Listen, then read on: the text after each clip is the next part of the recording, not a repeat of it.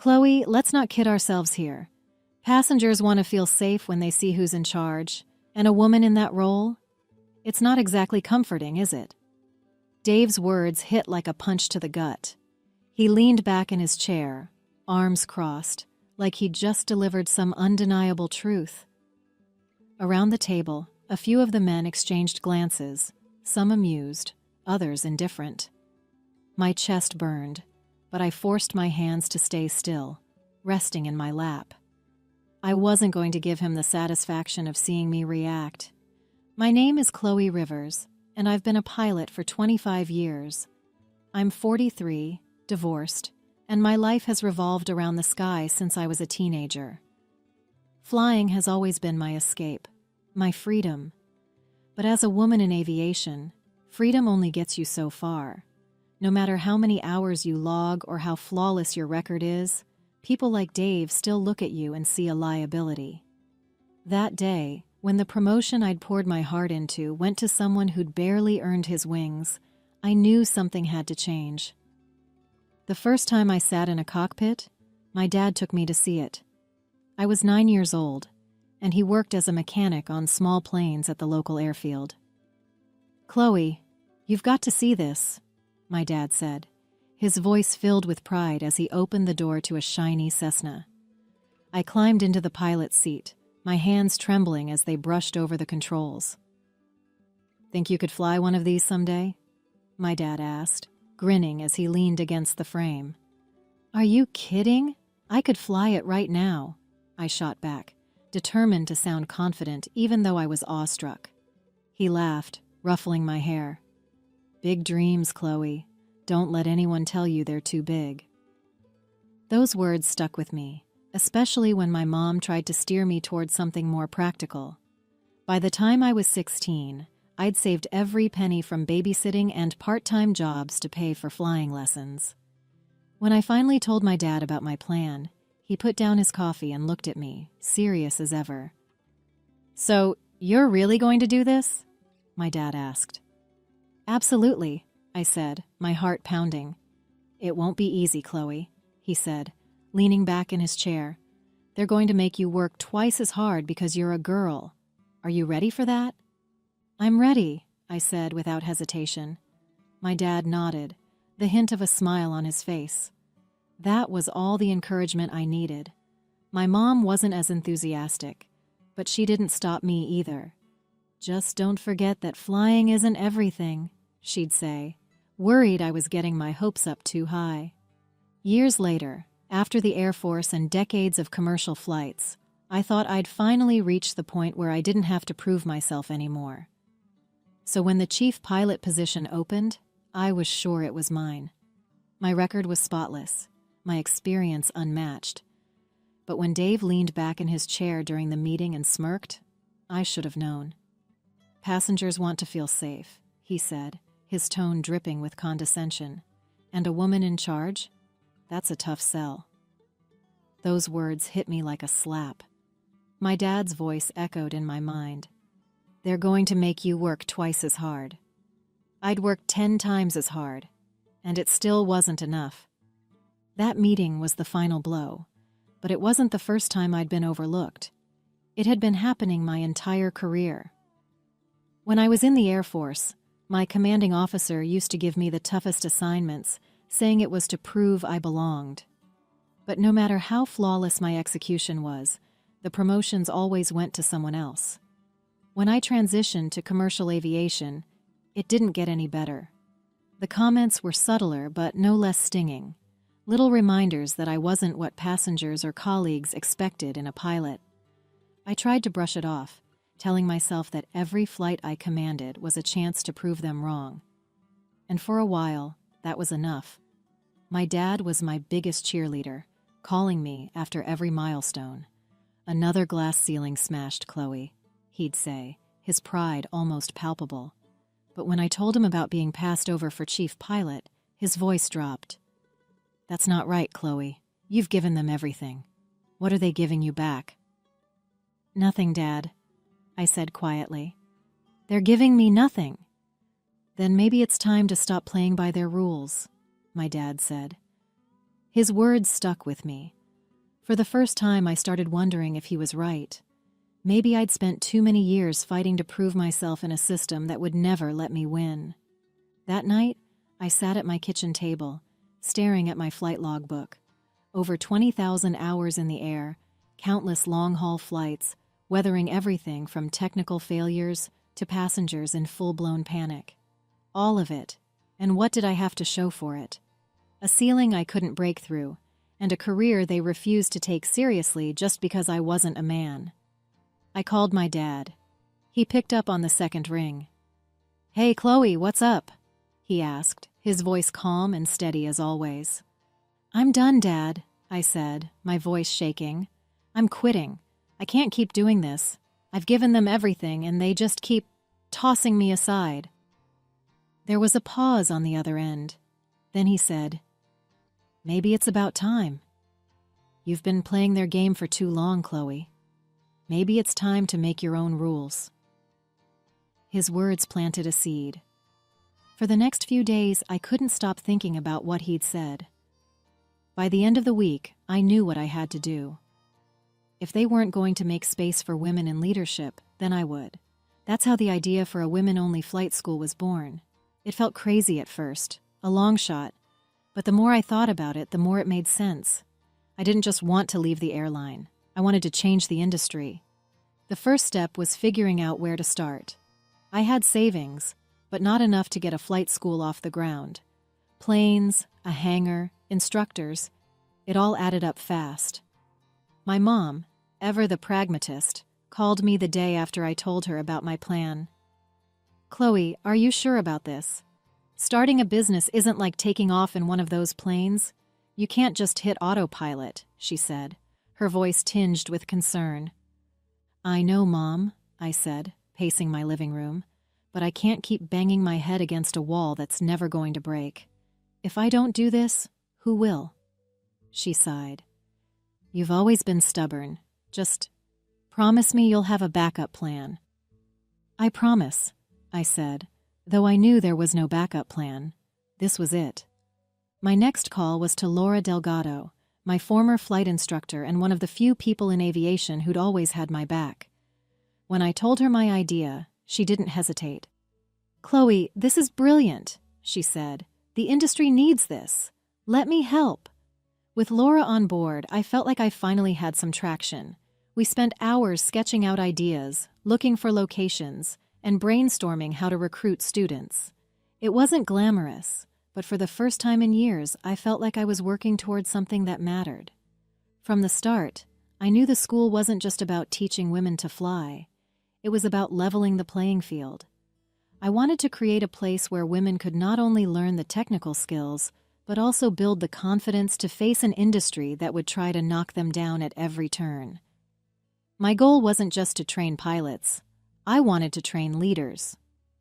Over coffee one morning, Laura and I hashed out our mission statement. "It has to be more than just aviation," I said, jotting notes in the margins of my planner. "We need to teach them how to navigate the system, to push back when someone says they're not enough." Laura nodded. "Exactly. We can bring in guest speakers, women who've broken barriers in aviation, engineering, anything related. Show them it's possible." "And scholarships," I added, my mind racing. "We'll make it accessible for women who can't afford traditional training programs." Laura leaned back, smiling. "You're not just building a school, Chloe. You're building a movement." Hearing her say that lit a fire in me. This wasn't just a business. It was a chance to change the narrative for every woman who'd ever been told she didn't belong. The next few months were a blur of planning, phone calls, and rejection emails. Every time I pitched the idea to potential investors or banks, I was met with skepticism. "A women-only flight school?" one bank manager said, raising an eyebrow. "It's a niche market. I'm not sure there's enough demand to make it sustainable." I started to worry that the school would fail before it even began. Then Laura came through with a lead. "Chloe," she said one evening as we sifted through paperwork at my kitchen table, "have you heard of Wings of Change? They're a nonprofit that funds aviation initiatives with a focus on diversity. I shook my head, but the idea gave me hope. Laura helped me pull together a detailed proposal, outlining everything from our mission to the practical details like tuition, projected costs, and how the school could make a real impact. A week after submitting it, I got a call from the director of Wings of Change. "Chloe, I've read your proposal," she said, her voice steady and professional. "And I have to say, this is exactly the kind of project we want to support. We're prepared to offer you a startup grant to cover your first year." I nearly dropped the phone. "You're serious?" I asked, my voice cracking with disbelief. "Dead serious," she replied. "Your vision is exactly what this industry needs." With their support, we were finally able to lease planes, rent a small hangar, and officially launch the Women's Aviation Academy. When the Women's Aviation Academy officially opened, I was equal parts excited and terrified. Laura and I had done everything we could to spread the word, but until that first day, we had no idea if anyone would actually show up. As I stood in the hangar that morning, nervously rearranging the chairs we'd set up for orientation, I heard a car pull up. The first to walk in was Sarah, a young aircraft mechanic with grease-stained hands and wide, eager eyes. "I've always wanted to be a pilot," she said, shaking my hand. "But every time I mentioned it, someone would laugh and say, 'Stick to fixing the planes, not flying them.'" Then came Janet, a retired nurse in her mid-50s. She looked around the hangar with a mix of awe and apprehension. "Flying's been my dream since I was a kid," she said, her voice soft. "But life got in the way, family, work, everything.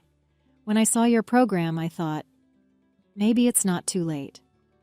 By mid-morning, 5 women were seated in the hangar, each with a unique story but all sharing the same determination. I stood in front of them, trying to keep my emotions in check as I welcomed them to the academy. "You don't just belong here," I told them. "You're the reason this place exists." For the first time in months, I felt like I was exactly where I was meant to be.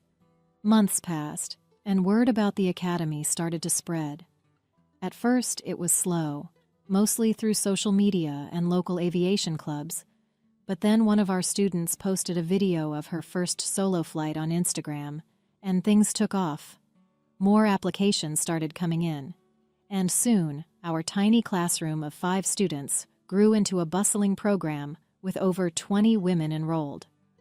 It wasn't long before Laura and I realized we couldn't handle everything ourselves. Between teaching classes, handling admin work, and keeping the planes in top shape, we were stretched too thin. "We need more instructors, Chloe," Laura said one evening as we went over the schedule. "We can't do this alone anymore." She was right. The next day we posted a job listing for flight instructors with a clear emphasis.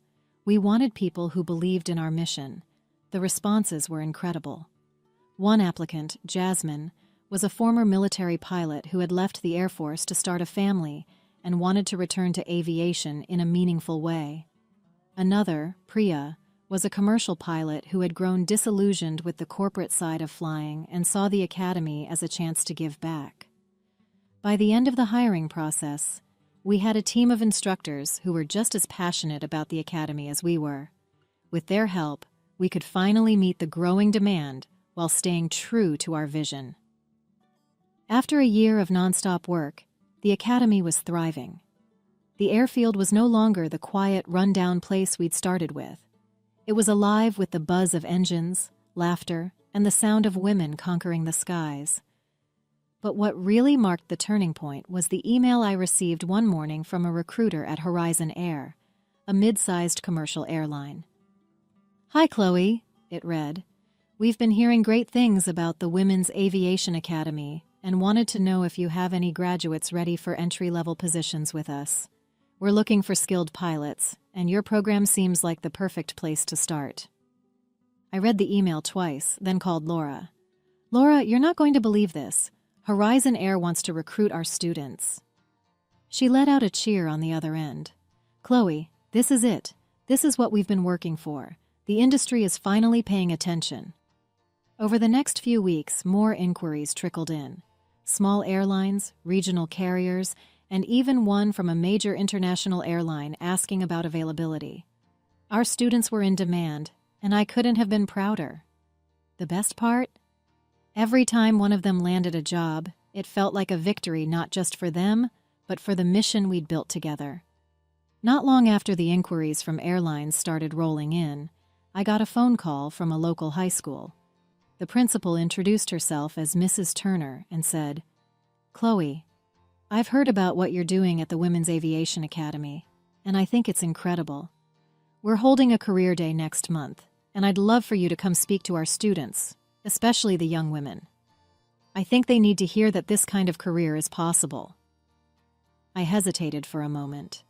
Speaking in front of a classroom full of teenagers wasn't exactly my comfort zone, but I knew how important it was to reach them. "Of course," I said, trying to sound more confident than I felt. "I'd be happy to." The day of the lecture, I walked into the school gymnasium, which was packed with students buzzing with energy. Mrs. Turner introduced me as a trailblazer in aviation, and I felt a lump form in my throat.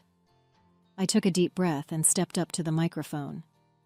"When I was your age," I began, "I sat in a cockpit for the first time and knew I wanted to fly. But I also knew the world didn't always make it easy for girls like me to dream that big. That's why I'm here today, to tell you that no dream is too big and no goal is too far out of reach." The room grew quiet as I shared my journey, from my first flying lessons to starting the academy. When I opened the floor to questions, a girl in the front row raised her hand. "Do you think someone like me could be a pilot?" she asked, her voice uncertain. I smiled and said, "Not only do I think you can, I know you can. And when you're ready, you come find me at the academy, and we'll get you started." The look on her face made every challenge I'd faced along the way feel worth it. A few weeks after the lecture, I was at the academy, watching Lisa, one of our newer students, prepare for her first solo flight. Lisa was a single mom who had spent the last decade juggling work and raising her son. She'd told me once during a break between lessons that flying had always been her dream, but she'd never thought it was something she could actually pursue. "Life just gets in the way," she had said with a small, wistful smile. But here she was, strapping into the pilot's seat with the kind of determination that made me stop and watch. As she taxied down the runway, I held my breath. The moment her plane lifted off, a cheer went up from a small group of students watching from the edge of the hangar. I glanced at her son, who was standing next to me, his eyes wide with pride. "That's my mom," he whispered, more to himself than to anyone else. When Lisa landed and stepped out of the cockpit, she looked overwhelmed but radiant. Her son ran to her, wrapping his arms around her waist. "You're amazing, Mom," he said, beaming up at her. Lisa looked over at me, tears glistening in her eyes. "Thank you, Chloe. You've changed my life." Driving home that night, I couldn't stop thinking about her words. For so many years, I had believed that success was measured by titles and promotions. But watching Lisa soar, both literally and figuratively, made me realize that true success was right here, in the lives I was helping to change. This was more than a career. It was a calling. A couple of years later, the Women's Aviation Academy was thriving in ways I could have only dreamed of. The old airfield that once felt empty and quiet was now a hub of activity. We had expanded to include 3 hangars, a fleet of 6 planes, and a steady stream of students from all walks of life. Some were young women fresh out of high school, eager to pursue a non-traditional path, while others were older, like Lisa, proving that it's never too late to chase a dream.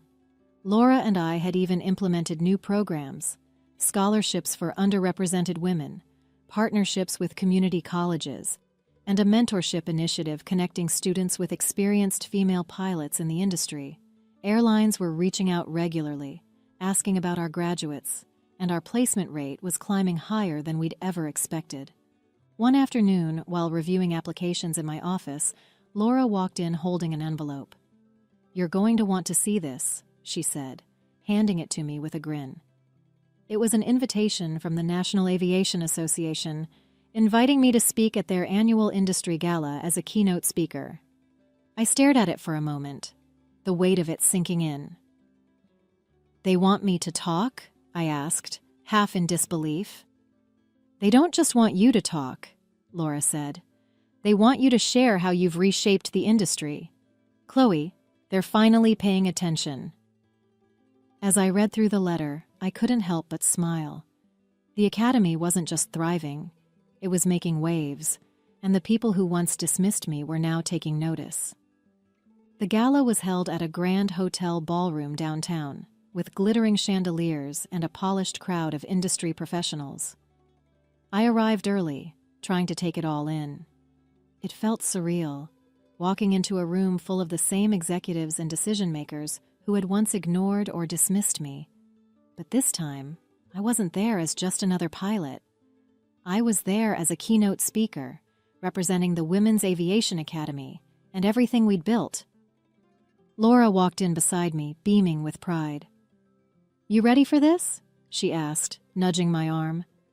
"Ready as I'll ever be," I said, though my heart was racing. I scanned the crowd and saw familiar faces from my airline days, including Dave, standing near the back, his expression unreadable. Megan Carrington, who had always towed the company line, was nearby, chatting animatedly with a group of executives.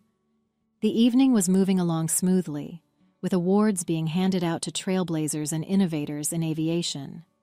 I was seated at a table near the front with Laura and a few of our graduates who had come to support me. We were enjoying the speeches when one of the presenters took the stage and began talking about a special recognition award. This next award is given to someone who has not only excelled in aviation, but has also dedicated themselves to reshaping the future of our industry. This individual has created a path where none existed, empowering countless women to take to the skies. Tonight, we honor Chloe Rivers, founder of the Women's Aviation Academy, with the National Aviation Excellence Award. I froze, the words barely registering. Laura nudged me, her face glowing with pride. "Chloe, that's you. Get up there." As I made my way to the stage, the applause filled the room, but my heart was pounding for a different reason. Standing at the back of the crowd, arms crossed and visibly uncomfortable, was Dave. The man who had looked me in the eye years ago and told me passengers wouldn't feel safe with a woman in charge. He was here, and he was seeing this. I accepted the award with trembling hands and stepped up to the microphone. "Thank you," I began, my voice steady despite the whirlwind of emotions inside me. I started the Women's Aviation Academy because I was tired of hearing the word no. "No, you're not what we're looking for. No, you don't fit the mold." Tonight, this award isn't just for me. It's for every woman who has ever heard no and decided to keep going anyway. The applause was deafening, but all I could see was Dave, his smirk replaced with an expression I couldn't quite read. For the first time, I felt the scales tip, and it wasn't just a personal victory. It was a vindication for everything I'd fought for. As the gala wound down and people began to filter out of the ballroom, I carried the award in my hands, still trying to process everything. The recognition, the applause, it felt like years of frustration and struggle had finally been validated. Laura had gone ahead to grab the car, leaving me to navigate the crowd alone. That's when I saw him, Dave. He was standing near the exit, a drink in his hand, and for a split second, I considered slipping out unnoticed. But then he looked up, and our eyes met. There was no turning back. "Chloe," he said, forcing a smile as I approached. "Quite the speech up there. Congratulations. On everything." "Thanks, Dave," I said, my tone calm but firm. "It's funny, isn't it? A few years ago, you didn't think a woman could handle the responsibility of leadership. And now, here I am." His smile faltered, and he looked away for a moment, clearly uncomfortable. "It wasn't personal, you know. It was just the way things worked back then. The way things worked? I repeated, shaking my head. Dave, it was the way you worked. But the world's changing now, and so is this industry. You're either part of the problem or part of the solution. I've chosen my side. What about you? He didn't have an answer. As I walked past him and out into the cool night air, I felt lighter than I had in years. The fight wasn't over, but tonight was proof that progress was possible, and I wasn't done making it happen. As I rode home that night, the award resting on my lap, I replayed the evening in my mind. The applause, the recognition, the look on Dave's face, it all felt surreal. But more than anything, it reinforced what I'd known for a while now. Starting the Women's Aviation Academy wasn't just the right decision. It was the best decision I'd ever made. When I got home, I placed the award on the mantel in my living room, right next to a framed photo of my dad. He had passed away 6 months ago, but his words still echoed in my mind. Don't let anyone tell you your dreams are too big. For years, I'd chased the approval of people who would never give it to me. But now, I wasn't chasing anyone. I was leading. As I sat on the couch, scrolling through messages from students, colleagues, and even strangers who had heard the news, I felt something I hadn't in years: peace. The fight wasn't over, and there were still barriers to break. But tonight was a victory. Not just for me, but for every woman who dared to dream big in a world that told her to stay small. And as I looked at the mantel one last time before heading to bed, I smiled. The sky wasn't just a limit anymore. It was a canvas, and we were rewriting what it meant to belong up there. Hey there! Did you like the story? If you did, don't forget to hit the like button and subscribe to the channel. It helps us a lot and makes sure you won't miss out on more great stories we share here. Thank you for watching, and we'll see you in the next one.